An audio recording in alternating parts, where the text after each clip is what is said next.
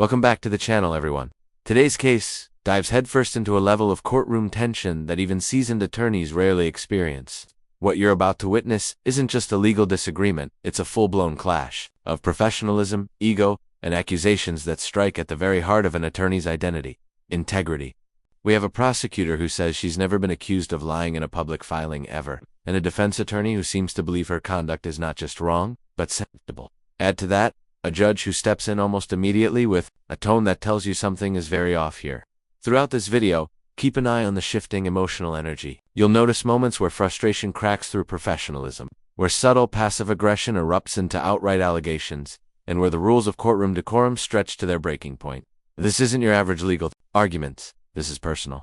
And yet, everything still has to be filtered through the rigid structure of legal procedure, precedent, and courtroom hierarchy. As we move forward, ask yourself, at what point does zealous advocacy cross the line into personal attack? And more importantly, does professionalism still survive when feelings get as involved as they are here? Let's get into it. I am perfectly fine arguing law. I'm perfectly fine arguing procedure. I am not fine with personal attacks. What I don't expect is to get the treatment I'm getting right now from defense counsel based on being female. And that's exactly, I'm just going to call it out, that's exactly what it is. I highly doubt that any of my male colleagues from our office would have been treated the way I've been treated by defense counsel. Court does call the case of the people, state of Michigan versus Cyrus Abadi. Good afternoon, Your Honor. Marieh Tanha, Assistant Prosecuting Attorney. And good afternoon, Your Honor. With also on behalf of Cyrus Abadi standing to me, right? Cyrus, please state. Good afternoon, Your Honor. Cyrus Abadi here. All right, this has come back to me. I don't know if it's really a motion, but I don't know who would like to start, but I certainly have some questions. I have a few things to put on the record, and I'll defer to Mr. Dowse if he wants to go first. I have no problem with that. I do not need to go first. So. Well, you might need to. I'm going to let you put on what you need to put on the record, because I think the last communication I saw, Mr. Dowse had filed something and you had requested whether or not we needed a written response or whether or not you could give an oral response. I think my staff had indicated what my answer was and that you could give an oral response on the record. So if that's where you'd like to start, go ahead. That's correct, Your Honor, and thank you for the opportunity to do so. I'm going to... Right here, the judge isn't just giving a general statement. This is a rare, direct warning. Judges don't often make personal observations about attorney conduct unless they feel things are spiraling out of control. When he says, "You better be ready to roll with it," he's referencing a foundational courtroom principle. If you make a serious accusation, you better have the evidence to back it up. No exceptions. This moment sets the tone for everything that follows. It tells us that the court is already uneasy about what's been written and said behind the scenes. And the judge wants everyone to understand the gravity of what's happening. Judges guard courtroom integrity fiercely. Anything that looks like weaponizing accusations for strategy, that's the kind of thing that blows cases apart. Let me ask you this. If you were the judge, would you feel this tension brewing too? Or do you think the attorneys are overreacting to each other? That were difficult decisions to make in a lot of aspects. I've been able to make those decisions because my reputation and my integrity are that important to me. Quite frankly, no case is worth me losing everything I've worked so hard for. What I've also routinely done in front of Your Honor, as well as other judges, is stand up here and make a point of defending opposing counsels when other people have accused them of anything from lying to misconduct and so on. The reason I make a point of doing that, even though in many situations that has truly not been necessary, is because I want to be very clear how important it is that we don't throw out baseless accusations at people. It's not a new situation to me necessarily to encounter a situation with opposing counsel where we disagree, where we misunderstand each other. I don't take offense. I've gone head to head with some of the best attorneys in this county as well as other counties. And not once have I been accused of what defense counsel is accusing me of. And what bothers me more is I actually started out respecting defense counsel. This section reveals something crucial. This isn't about a single disagreement or a heated courtroom moment. The prosecutor is laying out a pattern of behavior, personal comments, disrespectful emails, and accusations that go beyond courtroom strategy. Her message is clear. Disagreement is normal, even intense disagreement, but personal attacks are not. The moment she reads out that email snippet, "I'm not seeing right through you." You can feel the temperature in the courtroom rise. This is where professionalism collides with human emotion. And remember, this is all being spoken in open court, on the record. This transcript will exist forever. Here's a question for you. When an attorney feels personally attacked, should they address it in court like this, or keep it behind the scenes? There's no easy answer, but this prosecutor clearly believes silence would do more harm than good. Counsel for that reason, because we started out respecting each other. Obviously, we've had a point where that's changed. I'm not sure exactly why, and maybe counsel will enlighten us today, but he seems to have a personal problem. I am perfectly fine arguing law. I'm perfectly fine arguing procedure. I am not fine with personal attacks. Those personal attacks are not just in the written form in these public filings where I'm being accused of all kinds of things. They've also been verbal. They've also been contained in an email communication. I have an email, and quite frankly, Your Honor, I wasn't going to bring this up because I don't take personal offense. This field makes us develop very thick skin, and I don't anticipate in dealing with other people within this field for them to have thinner skin than I do. And perhaps that is my mistake, and I need to be more cautious and aware of people's hurt feelings and how it affects how they conduct themselves. I do want to put this on the record because I think it speaks to why we saw the reply that we saw. This is an email from September 25th of this year from Mr. Douse to myself. It's in response to a request he made, a reply I sent him. Which again, we can certainly look at that, but this is the part I'm concerned about. Curious, you can.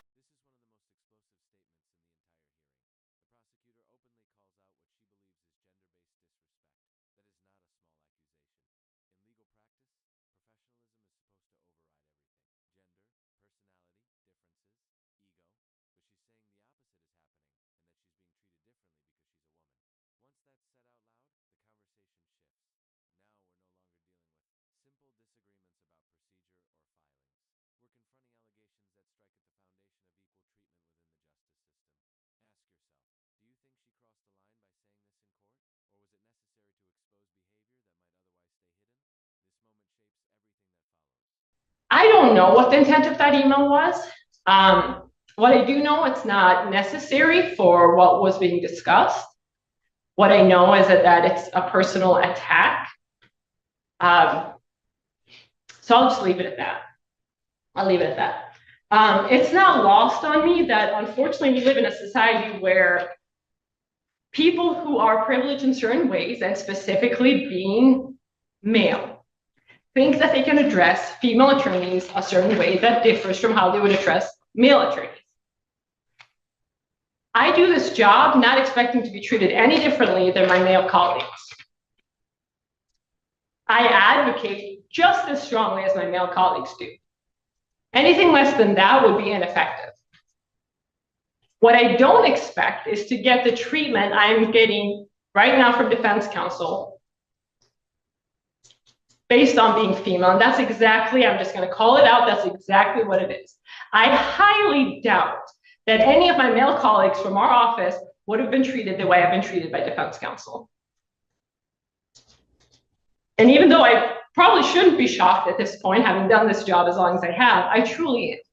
Because in working with many different male, female counsels of all backgrounds, this is the first time it's risen to this level.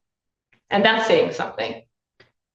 What's even more concerning to me is that it was done in a public filing.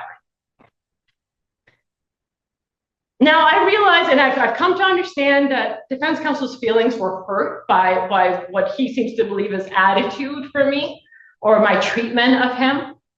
I have not treated him any differently than I would treat any other counsel. I've conducted myself in a professional manner when I could. There are times where we have. The prosecutor's request here is strategic and telling. She isn't demanding an apology, which would be personal, but instead asking for Pyra 5 of the defense's filing to be withdrawn from the public record. This distinction matters. Once something enters the public court file, it becomes accessible to future judges, attorneys, and even the media. If that paragraph contains allegations she believes are false or defamatory, removing it is her way of protecting her professional reputation long term. This is smart lawyering. She's not making it about emotions. She's anchoring it to procedure and the proper use of public filings. Here's a thought. Should attorneys be allowed to use public filings to attack each other's credibility? The judge's reaction coming up next suggests he already knows his answer. As to that issue, and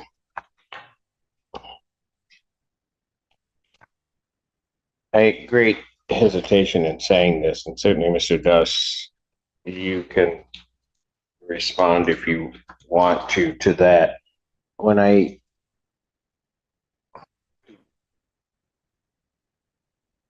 let me just say this before you respond. I've read over the years a number of your pleadings, both from you and both from those in your office. I'm trying to be careful in the way that I put this. What I read when I received that,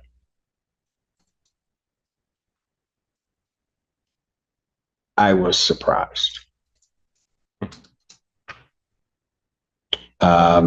Surprised, and I will say a little bit taken aback, mainly because, and you know me, I'll just be blunt, I expected better from you. So, and I say that not with any thought as to how I would rule on this issue, because that wasn't really what was playing. This may be the sharpest blow of the entire hearing. Judges rarely express personal disappointment, especially to attorneys with decades of experience. When the judge says, "I expected better from you," that's not casual criticism. It's a public rebuke. He's signaling that the filing crossed the line from legal argument into something inappropriate for the courtroom. And when a judge makes this kind of statement, it can have lasting professional consequences, reputationally and strategically. This is the kind of judicial comment other judges remember. If you're watching this and thinking, wow, that felt harsh or not wrong, it's harsh because the judge believes the integrity of the court has been compromised.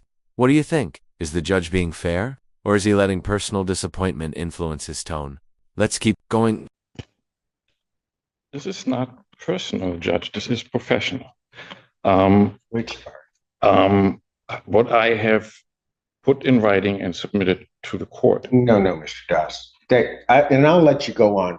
But no, this was clearly personal. I have been reading briefs and preparing briefs, memorandums for over 30 some odd years. I've been reading them as a judge for over a quarter century. If I say to an attorney that I'm taken back by what you put in and that I expected better, you can take that however you will. You can defend yourself. You can say I'm all wrong, that I'm washed up, that somehow or another you can say whatever you want. But I don't say it unless I mean it. Understood. Go ahead.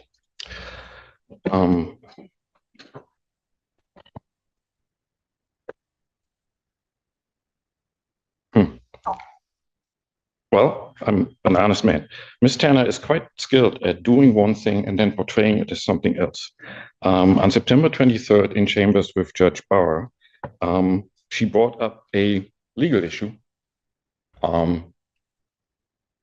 for which there is no... Notice how the defense attorney shifts gears here. Instead of addressing the judge's concern directly, he pivots, placing the blame squarely on the prosecutor. He suggests she misinformed the other judge, avoided discussion, and created confusion. This is a classic legal move. Reframe the narrative by portraying oneself as the reasonable party. But here's the problem. He's making these statements to a judge who already said he's taken aback. That means the defense attorney is arguing uphill, trying to restore credibility while doubling down on his prior assertions. This is where courtroom strategy becomes risky. Sometimes defending yourself too aggressively can reinforce the very perception you're trying to avoid. What do you think? Is he defending himself effectively or digging a deeper hole? Rape shield statute has applied at preliminary examination. Because if it didn't, it frankly makes no sense. To say to someone, we afford you these protections from this intrusion into your life here, but we don't do it here, makes no sense. Because it's one of those things that once the cow has left the barn or the field, it's out. It's just there. And so it doesn't make any sense.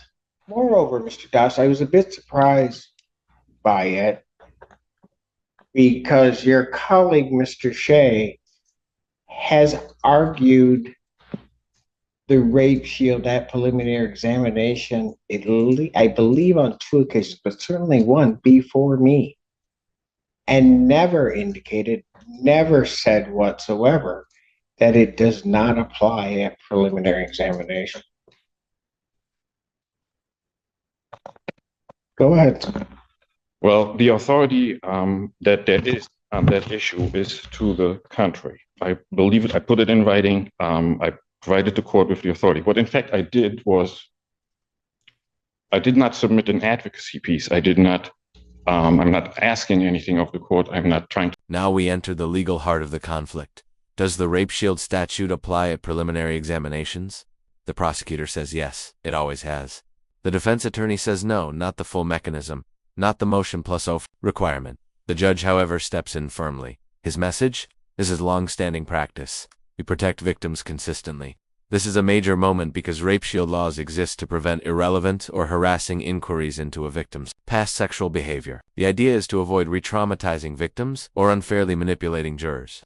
The defense wants to use certain questioning at this early stage. The judge sees that as a threat to the integrity of the prelim. This isn't just a legal disagreement, it's a philosophical one about how far protections should extend and when. Which side do you think has the stronger foundation here? Just informing Judge Barr that the rape shield applied at preliminary examination. Yes. She would be taking a position that has been the long-standing practice in this county. How can you say that she's somehow just come out with something out of thin air? Show me one case, Mr. Dawson, in this county where rape shield has not been applied and not stood at preliminary examination. The aspect that doesn't apply is the mechanism of a motion and offer of proof in MCL 750520J2. That aspect is just not applicable at this stage. It comes into play once the case is bound over. And that's the very issue that Ms. Tanha raised. She approached me asking whether I would elicit any testimony. So, Mr. Das, you paint yourself into a corner. Because if that's the argument, then none of it comes out at prelim. Because the judge at prelim is the gatekeeper of all of that. And so what would actually end up happening is none of it would come in, ever. And then you go ahead and just make your argument in, circuit court. Well, I understand we disagree on what the applicable law is on the issue. I did put it in writing. It is published. But I'm talking about two different things, Mr. Das. I'm saying if you're indicating that This exchange is stunning. When the judge says the requirement may simply come down to because I said so, he's invoking judicial discretion, the authority to control what happens in his courtroom. And the defense attorney responds, with what many judges would consider borderline disrespect. Maybe that's why you wear the robe and you don't. That line could easily be read as sarcastic or confrontational. In many courtrooms, that alone might trigger a reprimand. But here, the judge stays composed, letting the moment speak for itself. This is the kind of clash that reveals how fragile courtroom decorum can be. One wrong phrase, one perceived insult, and suddenly the conversation stops being about the law. It becomes about authority and respect. Would you have said what the defense attorney said? Or is that a risky move? Circuit court, which you won't get it in there. If what the court describes were so, then the court would at that moment disallow the admission of relevant evidence under the court rules. It's irrelevant. Somebody's past sexual history is irrelevant. I could just say that and I'm done. Not with the defendant. Pardon? That's what the law says. That's what the court rule says, not with the defendant. That is not what the rule says. So, if I can go back once more. The very core item that's at issue is whether defense counsel, before exam, needs to provide a written motion and offer of proof if defense counsel wishes to inquire into evidence under 404A2C. And the law on that is that no, defense counsel is not required to do that. Defense counsel may inquire under the rule. Okay. Okay. And if the judge says, I need a motion before you do it, what do you then answer? I would ask the judge, what is the legal basis for making that requirement? And the judge is going to. And here we are. The court is finally ready to rule after one of the most emotionally charged, professionally tense exchanges you'll see in a preliminary hearing. Let's summarize what just happened. The prosecutor defended her integrity, detailing personal attacks and emails she believes crossed the line. She argued that gender bias influenced how she was treated, a serious allegation she felt compelled to put on the record. The judge reinforced the importance of professionalism, calling the defense's written accusations surprising and below the standard he expected. The defense attorney, meanwhile, insisted his filing was strictly professional and legally accurate, arguing that the prosecutor misconstrued the law and misinformed another judge. Then, the core legal issue emerged: whether the rape shield protections, especially the motion plus offer of proof requirement, apply at preliminary examinations. The judge signaled they do. The defense said they don't. Now the judge is ready to make a ruling that will shape the direction of the case. If you found this courtroom showdown as intense and revealing as we did, make sure to hit that like button, share your thoughts in the comments, and subscribe for more jaw-dropping legal breakdowns. Trust me, you won't want to miss what's coming next.